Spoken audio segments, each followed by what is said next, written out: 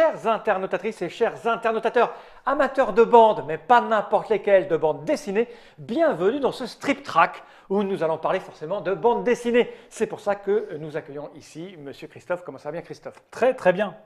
Ouais. Très bien. Je suis très content. Et cette fois-ci, nous ne sommes pas que tous les deux. Non. Donc tu n'es pas que avec lui, c'est-à-dire qu'on est trois. Voilà. On est trois parce qu'il y a Monsieur Guillaume. Le Comment ça va bien, triptyque. Monsieur Guillaume? Salut Fal, à merveille aussi. Tu es là parce que j'ai dans les mains une bande dessinée que tu as lue, que j'ai lue et que tu as lue. Voilà, cette bande dessinée, ça s'appelle La Brigade des Cauchemars, c'est le volume 1. T1, ça veut dire tome 1. Sarah, c'est le sous-titre parce qu'on fait la rencontre. C'est le titre. Donc, C'est le titre, ouais, c'est le titre de l'album. C'est signé au niveau du scénario par Franck Tilliez. Tout à fait. C'est illustré par Youngi Dumont. Tout à fait. Et c'est mis en couleur par Drac. Et Youngi Dumont, attends, les mecs, ils ont à chaque fois, Guillaume. c'est des noms que tu ne prononces pas parce que tu les lis souvent et je le lis parce que je l'ai en ami Facebook. Il est venu sur Trick-Track nous parler des bandes dessinées et c'est lui qui me l'a envoyé pour que je puisse le lire. Et puis il l'a aussi envoyé à Guillaume pour qu'il puisse le lire. Et il m'a aussi envoyé à moi pour que je puisse le lire. Il est très généreux. Et donc on l'a lu et donc on va vous en parler. Tout à fait. Alors, qu'est-ce que tu peux nous dire là-dessus? Parce que c'est toi le maître d'œuvre de cérémonie. On t'écoute. Alors déjà, il faut savoir que c'est une œuvre qui a été à l'origine montée par Jungle, les éditions Jungle. Ah, c'est écrit là, Jungle. Qui a voulu créer. Jungle Frisson. Ils ont créé une collection qui s'appelle Jungle Frisson. Donc c'est le premier titre, ça ouvre la collection Jungle Frisson. Et donc on va être sur de la bande dessinée pour jeunesse, pour ados, mais effectivement avec du frisson qui va être. Voilà, on est un peu dans du thriller, ou en tout cas du proche du thriller. Et donc c'est un duo à la base, Franck Tillier que les lecteurs peuvent connaître, non pas par la bande dessinée, mais par les romans, car c'est avant tout normalement un auteur de polar. D'accord. Et Jungle a eu l'idée de mettre en relation Franck Tillier et Youngi pour effectivement nous pondre ce premier album de la Brigade des Cauchemars.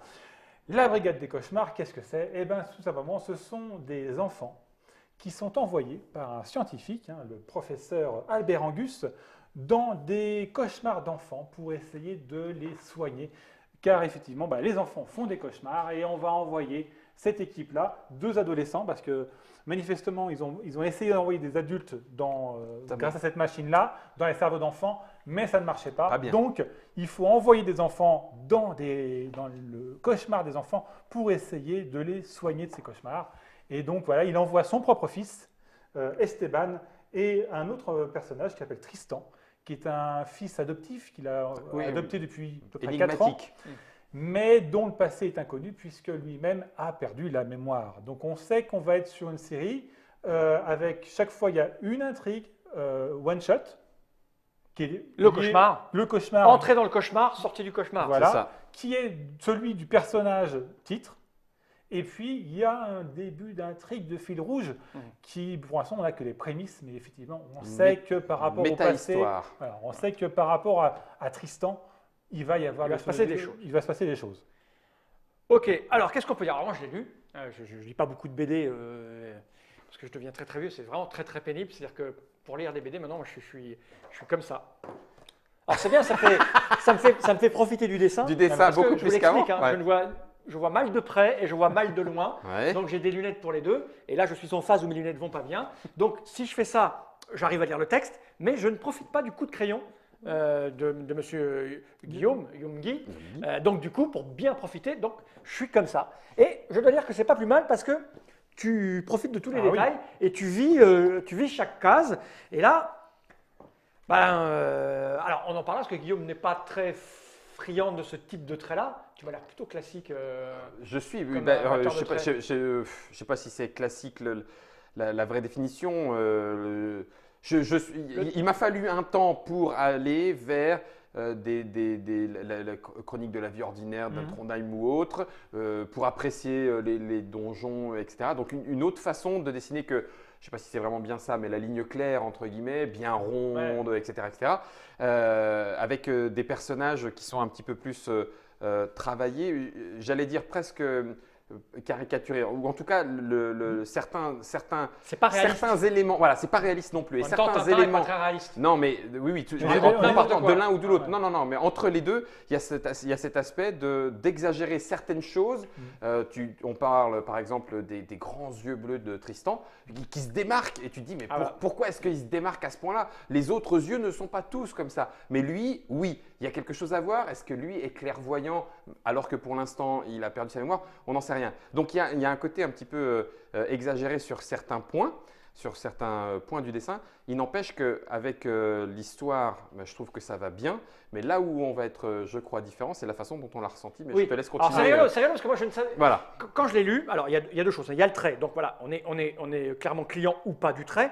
Il y a un trait qui est, moi je trouve, c'est ce qui me déplaît pas dans ce type de choses.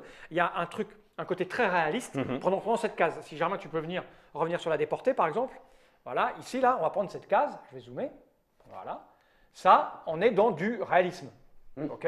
Il y a une maison, voilà. Donc, il y a ce côté, moi j'aime bien ce côté qui est proche de la réalité. Et comme tu le disais, effectivement, voilà, on a ici un personnage, il a les gros yeux, donc les traits des personnages, eux, sont un petit peu exagérés. Donc, on aime ou on n'aime pas. Moi, j'apprécie ce coup de patte-là. Oui. Voilà.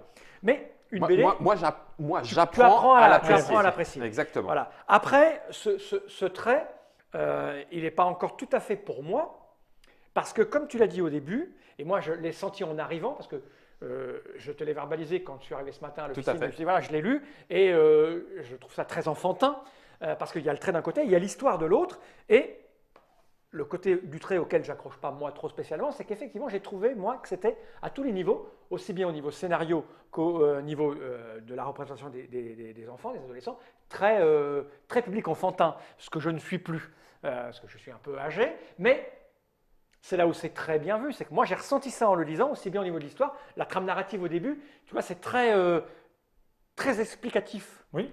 Très clair, il y a des détails sur tout, tu vois, ils te disent, voilà, moi je fais ci, moi je fais ça, c'est un gamin qui raconte un petit peu pourquoi il est là, où est-ce qu'il va et comment ça s'est passé. Donc tout, c'est comme une espèce de mode d'emploi, de manuel qu'on va retrouver à la fin. Surtout que là, on est en train, c'est un premier tome, donc il Voilà, faut poser les bases. Sur une intrigue qui n'est pas simple à la base, hein, le concept d'imaginer que des personnages vont rentrer dans les cauchemars des enfants, il faut arriver à le placer. Voilà. Et donc de façon tout le normale. début explique vraiment un petit peu, pose les bases de chaque personnage, et puis après on rentre dans l'aventure.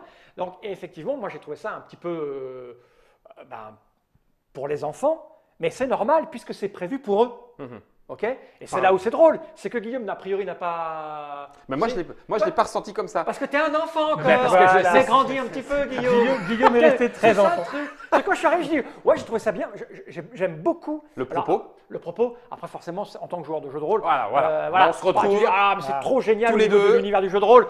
Mais je trouvais le scénario, enfin tout super. J'ai dit, bon, c'est un petit côté enfantin quand même. C'est pas Après, enfant, c'est enfant, adolescent. Oui, aussi, voilà. hein. Je suis plus adolescent depuis 35 Voilà. ou presque 40 ans, moi, monsieur. Oui.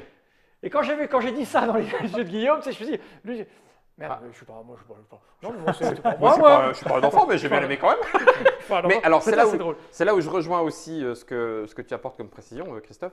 C'est qu'effectivement, entre le trait, l'histoire racontée, le fait que les héros soient des adolescents, il y a un côté série. Et automatiquement, je ne sais pas si l'inspiration au point de vue de l'histoire ou au point de vue du dessin, mais moi, ça me fait penser un petit peu à Stranger Things aussi, c'est-à-dire un petit côté extraordinaire, mais dans une vie ordinaire, et d'ailleurs avec des adolescents qui, du coup, sont confrontés à des choses qui, entre guillemets, les dépassent un petit peu. Là c'est l'univers du cauchemar de Sarah.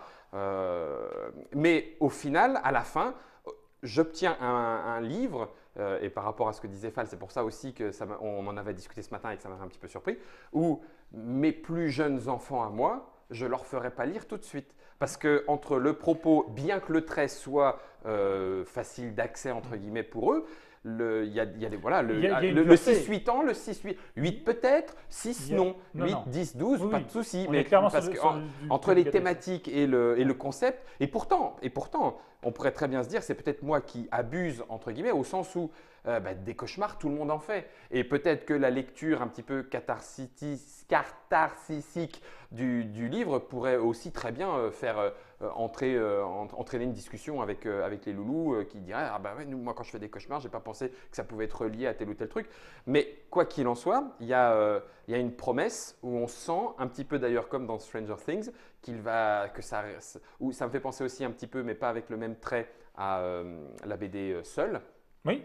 Où effectivement, on se dit, il y aura certainement du encore plus croustillant dans le sens un peu chaud, patate, dans les thématiques abordées, dans ce qui va arriver derrière. Et Seul, je crois que je l'ai abordé, on a parlé dans le tout premier Strict Trap, et qui effectivement est pareil, est un thriller pour enfants.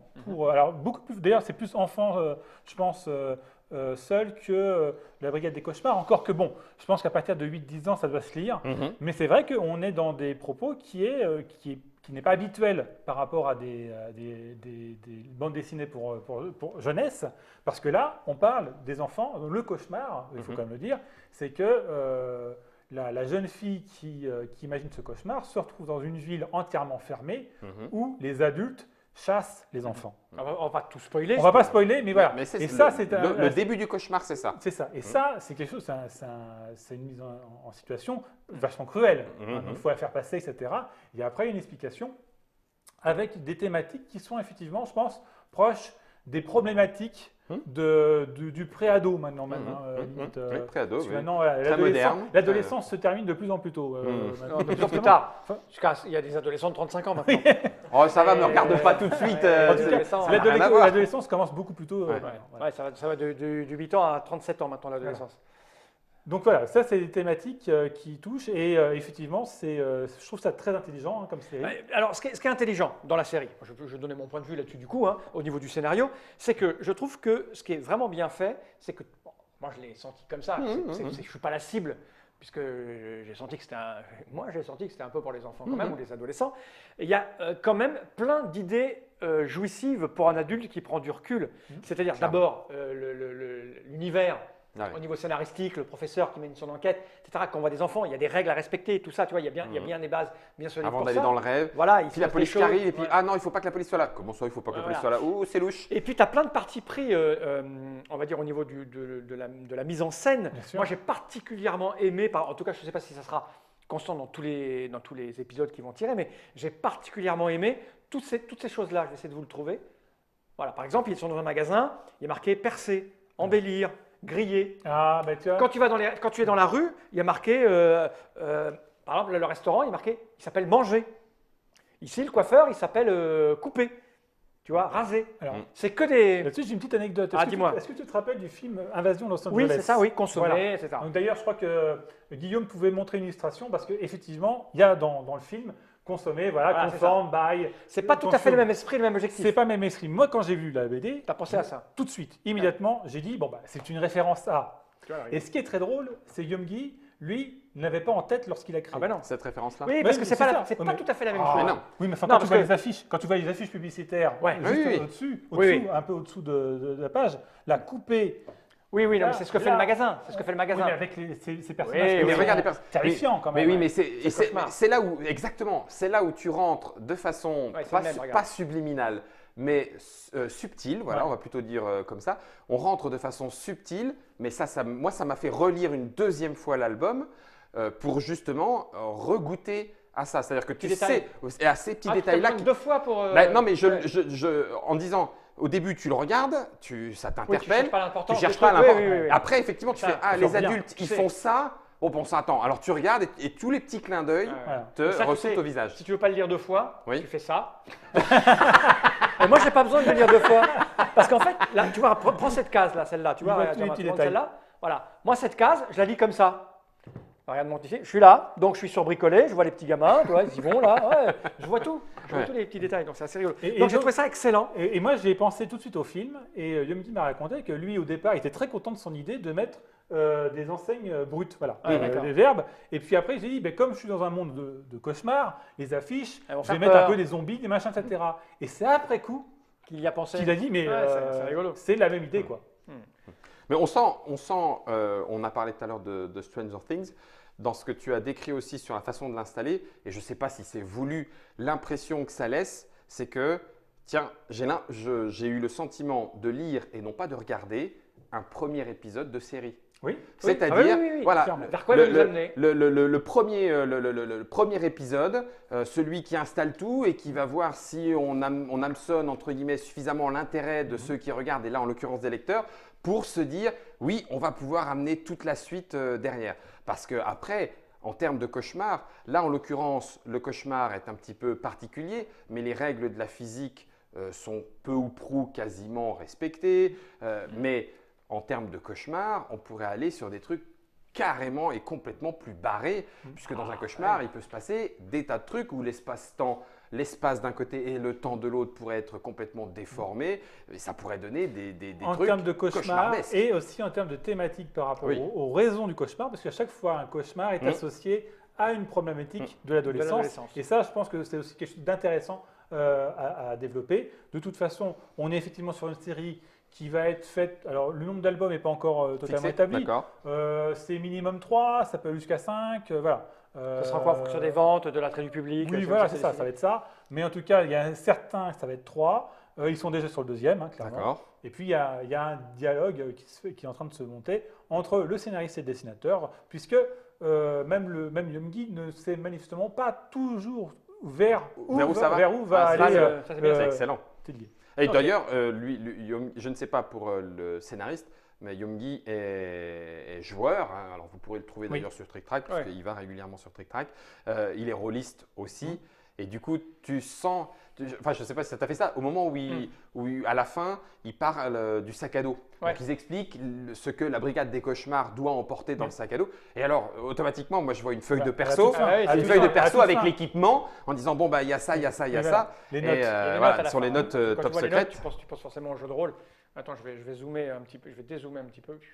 Alors, ce qui est rigolo, puisqu'on en est à parler de Yoongi et du jeu, c'est que dans le forum de Trick Track, il a créé un sujet en disant aux internautes qui sont sur Trick Track, est-ce que vous avez des idées pour faire un jeu de plateau, mais pas un jeu de rôle, pour essayer de voir s'il ne pouvait pas faire un jeu de plateau, un jeu de société, à partir de ça. Ouais, l'idée est bonne. Donc là, il décrit tout à peu près, ce qu'il faut, comment on rentre dans le sommet. Ça, c'est très, très jeu de rôle. C'est très MJ, c'est très guide de MJ. Ambiance, background, univers, et ça donne, tu vois, voilà, tu as l'impression de pouvoir avoir, entre guillemets, de quoi, toi, raconter une histoire à des joueurs qui seraient eux-mêmes à la brigade du cauchemar. Non là, monsieur Yomi, comment dire? Ça, je trouve ça, je ne l'avais même pas vu. Est-ce que c'est un clin d'œil, ça? Alors là, écoute, je ne l'avais même pas vu, mais je pense qu'à partir de maintenant, je t'appelle Elisa. Je ne sais pas si c'est voulu. Mais alors, qu'est-ce que ça veut dire? C'est énorme. C'est fou, c'est exactement les mêmes. Ah, c'est les mêmes. C'est les mêmes, c'est le modèle. Si c'est pas voulu, je trouve ça de toute façon assez énorme. Ouais, j'aimerais bien me promener dans ses cauchemars et ses rêves, moi, monsieur Yomi. Alors j'en profite qu'on parle de jeux de rôle pour dire qu'en l'occurrence, sur cette thématique-là, ça m'a fait penser à deux excellents jeux de rôle un petit peu particuliers, certes, donc à ne peut-être pas forcément mettre entre les mains de n'importe qui, de n'importe quel joueur, qui tournent autour de, entre guillemets, cette folie. Le premier c'est ça, ça s'appelle la méthode du Dr Chestel. Ça commence à être un peu âgé, mais en l'occurrence, du coup, le Dr Chestel envoyait ses personnages dans les cauchemars des fous qu'il traitait pour pouvoir les soigner. Donc, une fois encore, on retrouve cette thématique de la folie a une cause. Il va falloir aller la trouver et quand dans le cauchemar, elle sera résolue, la folie va s'arrêter. Donc, on était clairement dedans. Et puis, le deuxième, ça m'a fait penser un petit peu à ça, en l'occurrence sur le petit twist de la fin.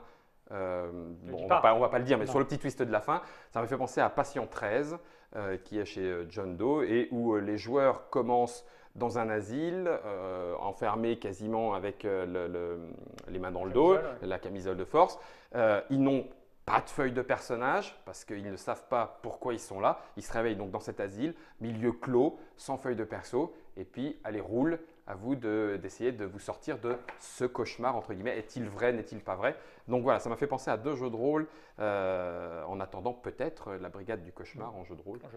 Et moi, juste, ce qui m'a fait un peu penser aussi, c'est à Philémon, une vieille bande dessinée de le Fred. trait, c'est le trait qui fait ça. Et à la fois le trait et aussi les thématiques et le rêve, etc. Ça, je veux dire, ça ressemble à Philémon. Tu vois, pour ceux qui connaissent, c'est pas les vieux de la vieille. Oui. Et parfois, mais voilà, pour les amateurs de bande dessinée classique, on est aussi dans… Ça coûte combien? Parce que je ne sais pas où sont les prix. Le prix, c'est JU47. Voilà. Bon, ça va être une trentaine d'euros. Voilà. Donc voilà, si vous avez gardé votre âme d'adolescent, vous n'êtes pas encore sorti, Si vous avez des adolescents, vous leur achetez, vous le lisez à côté. Quoi qu'il arrive, c'est très bien dessiné. C'est le scénario Très prenant. très prenant, laisse présager des suites Ouais, qui c'est peuvent être ça, intéressantes. exactement. En fait, c'est cool, c'est une fois que tu as lu le premier, tu as envie de lire le Là, deux. pour le savoir coup, ce tu as que envie de ça savoir ce qui se passe derrière. C'est aux éditions Jungle Frisson. Dans la C'est collection ça. Frisson. C'est Franck Tilliez, Yomgi Dumont et Drac pour les couleurs. Voilà, vous savez tout. Voilà. Vous savez si c'est fait pour vous ou pas.